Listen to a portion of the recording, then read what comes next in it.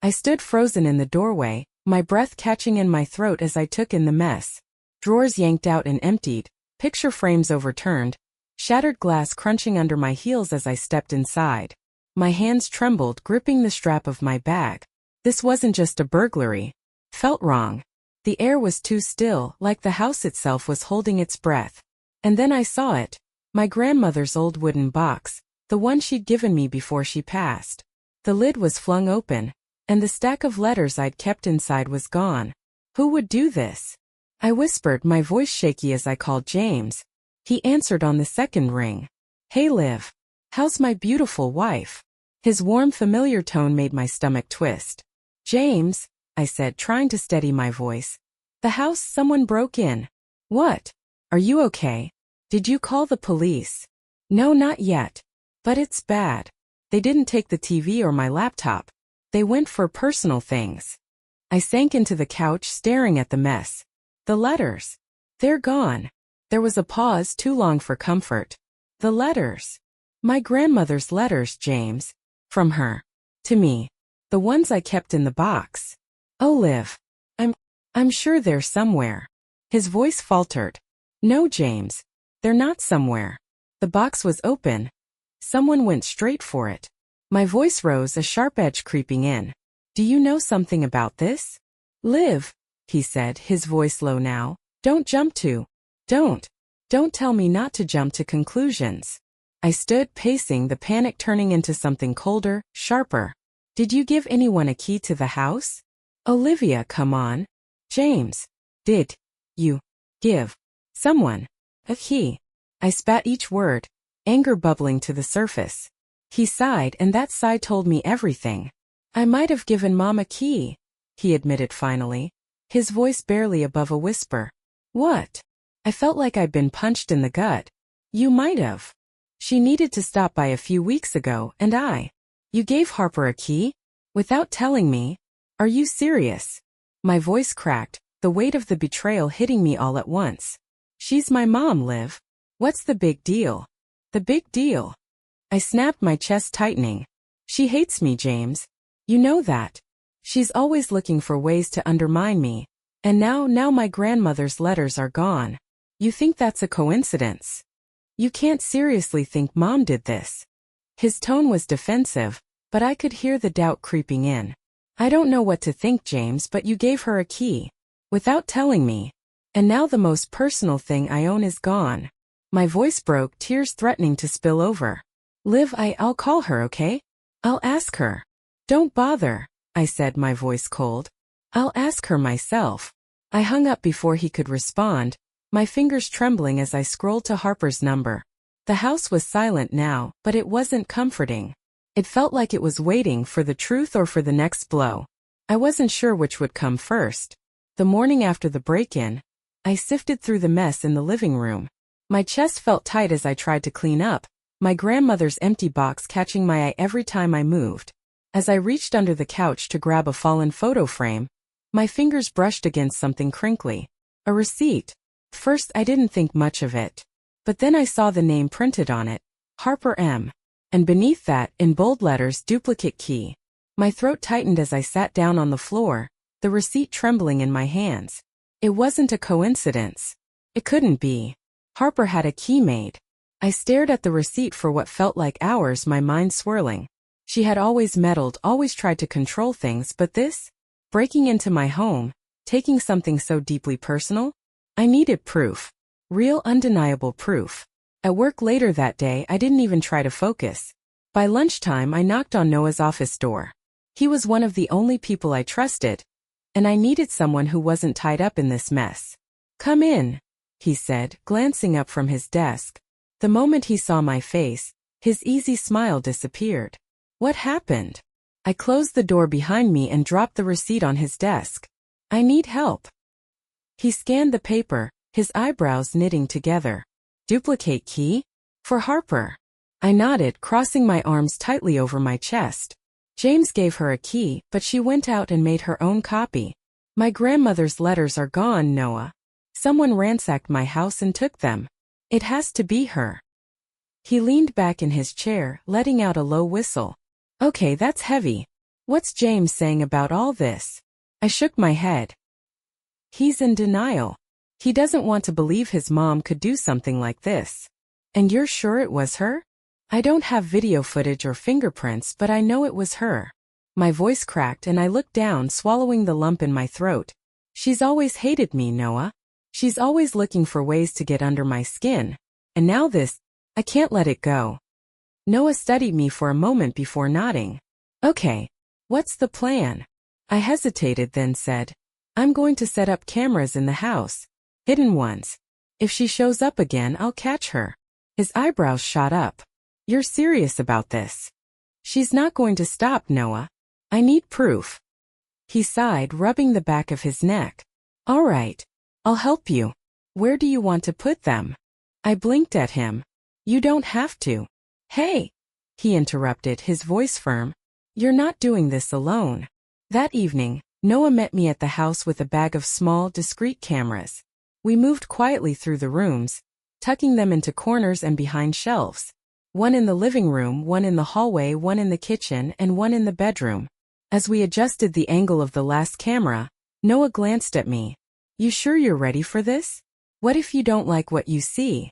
I met his gaze, my stomach churning. I need to know the truth, Noah. Even if it hurts. He nodded, stepping back. All right. Cameras are up. Now we wait. The house felt different that night. Like it wasn't just my home anymore, but a battleground. Harper had taken something precious from me, and I didn't know why. But I was going to find out. The house was dark, the only light coming from the faint glow of the hidden cameras I had set up. I sat in my car parked down the street, watching the live feed on my phone, my heart racing as I waited. It was nearly midnight when the first movement appeared on the screen.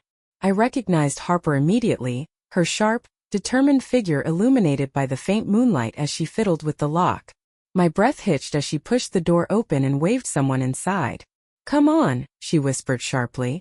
The second figure was Lily, James's sister, carrying an oversized bag slung over her shoulder. Behind her, to my shock, came James. My husband. My chest tightened as I watched him glance nervously around, clearly uneasy. What are we even looking for? Lily asked, her voice low but tense. Anything we can find, Harper snapped. Letters, documents, anything Olivia might be hiding. She's trying to ruin me. You don't know that, James muttered, shifting uncomfortably. Oh, don't be so naive, Harper hissed. She's been gunning for me since the day you married her. I bit my lip so hard I tasted blood. Gunning for her? She was the one who'd been undermining me, manipulating James, and now this. A fourth figure appeared on the screen, a man in a tailored suit carrying a briefcase. Harper greeted him with a tight nod. Wyatt, she said, her tone brisk. We don't have much time. Wyatt. Harper's lawyer. The realization hit me like a punch to the stomach. What exactly are we doing here, Harper? Lily asked, her voice rising slightly as she followed her mother into the living room. I told you, Harper said sharply. We're looking for anything Olivia could use against me. Wyatt needs it to clean up the mess you made.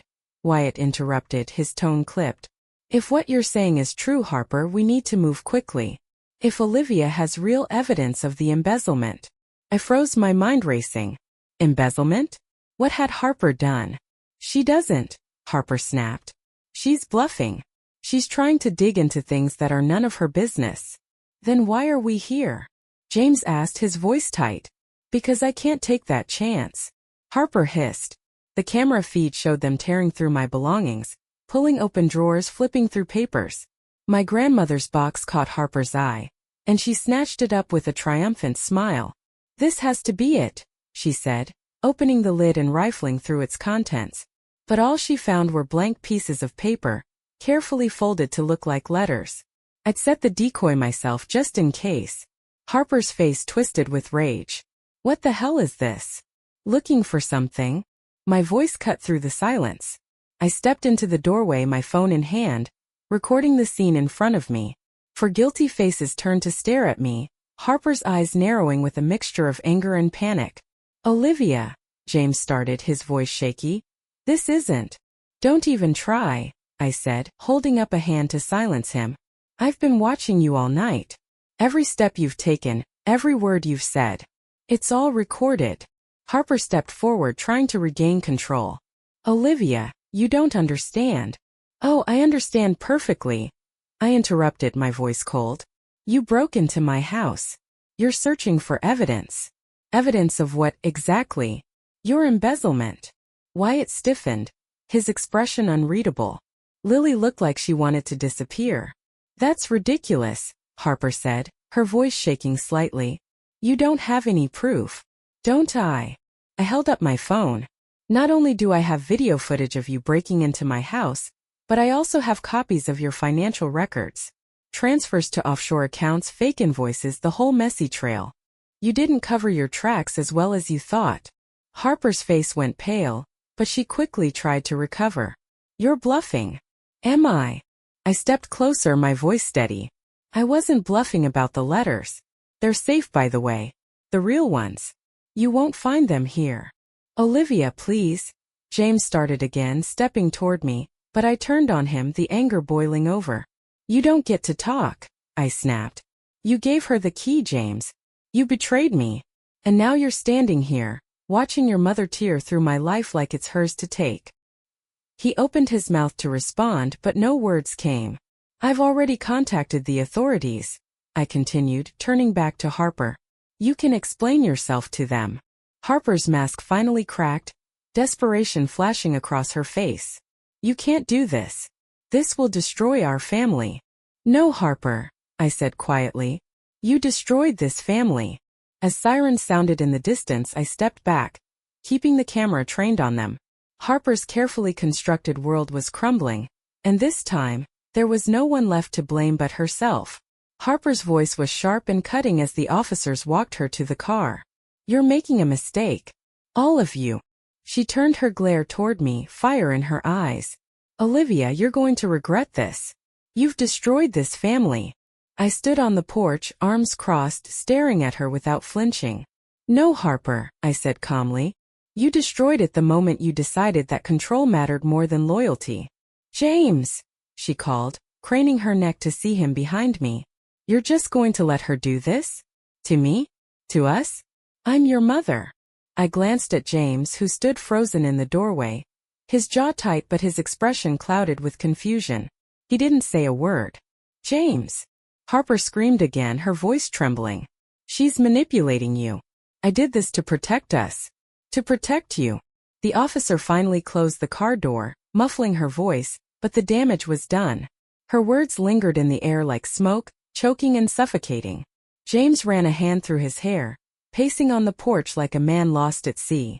I don't know what to think. Think. I snapped, spinning toward him.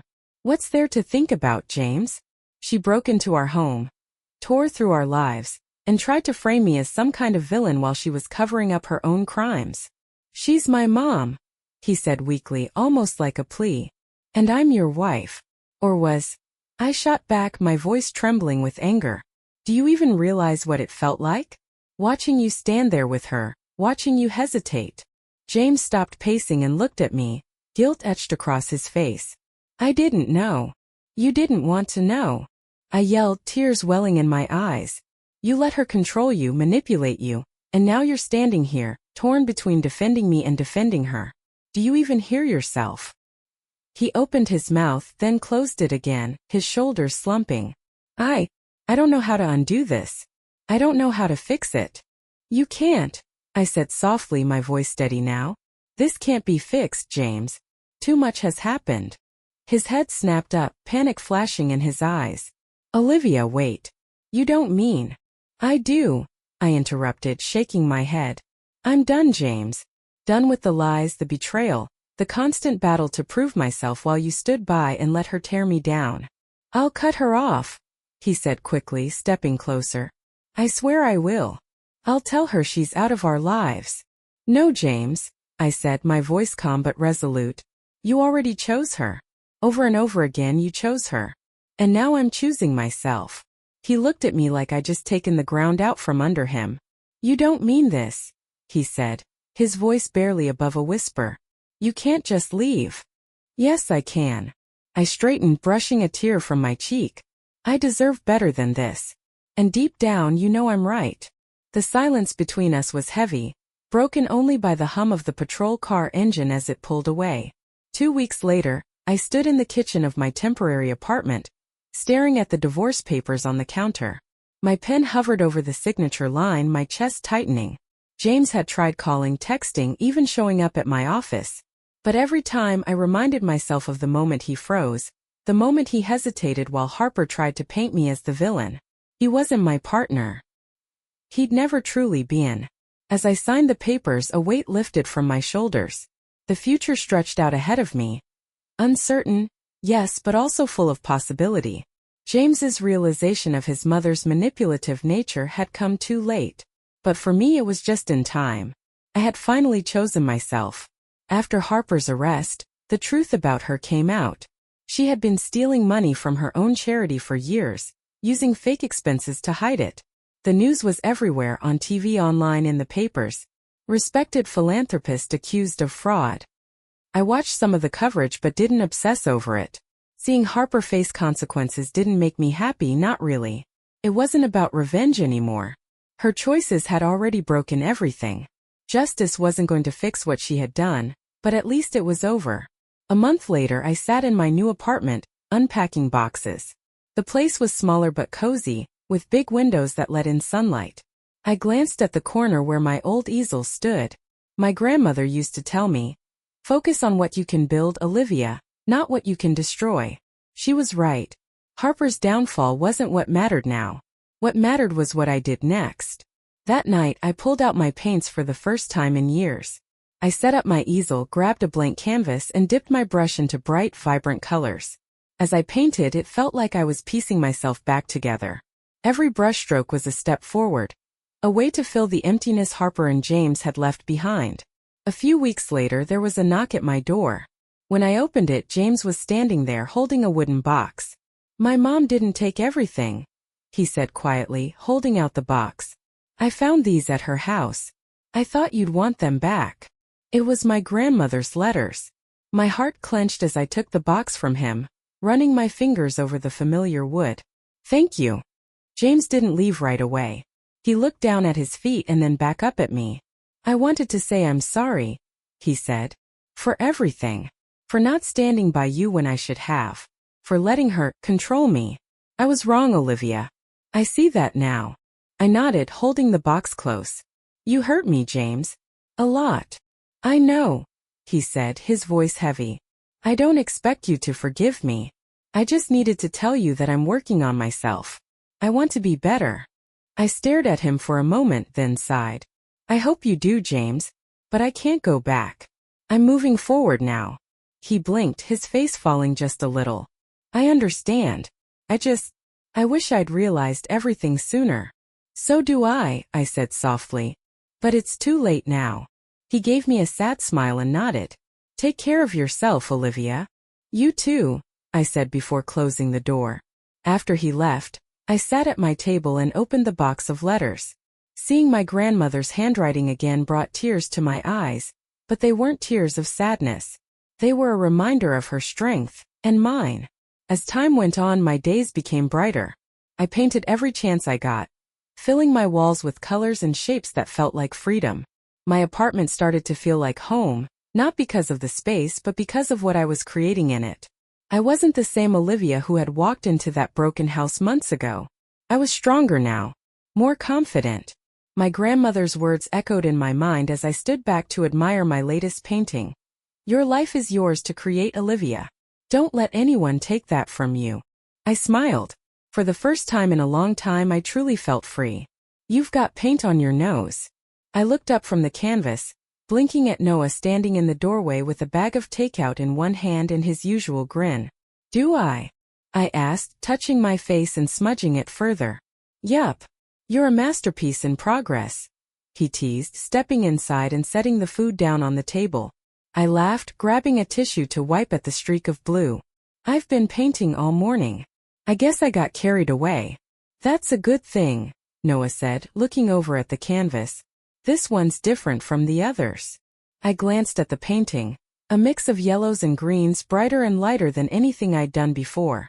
"It feels different," I admitted. "It's beautiful," he said softly, and for a moment, I felt something warm bloom in my chest. Later, as we sat on the floor eating noodles straight from the cartons, Noah broke the comfortable silence. "So what's next for you?" I shrugged, swirling noodles around my fork. "I don't know. I'm just taking things one day at a time. Painting. Finding myself again." He nodded. "That's enough, you know. You don't have to have it all figured out." I smiled. "I'm starting to believe that." Noah leaned back against the couch, looking thoughtful. "Your grandmother would be proud of you." The mention of her made my chest tighten, but not in the painful way it used to. I thought about the letters sitting on my desk, her words of love and wisdom that had guided me through everything. "I hope so," I said quietly. "She always told me that strength wasn't about what you've been through. It's about what you build after." "She was right," Noah said, his eyes meeting mine. "And look at you. You're building something amazing." That night, after Noah left, I stood on my balcony with one of my grandmother's letters in my hand. The city lights stretched out before me, bright and endless, like the possibilities I hadn't allowed myself to see before. Her words echoed in my mind. "Don't let the darkness steal your light. It's yours, and it's stronger than you think." I folded the letter carefully and placed it back in the box, a small smile tugging at my lips. I didn't have all the answers. My life wasn't perfectly tied up with a neat little bow. But I had clarity now. I had freedom. And that was more than enough. This was my new beginning.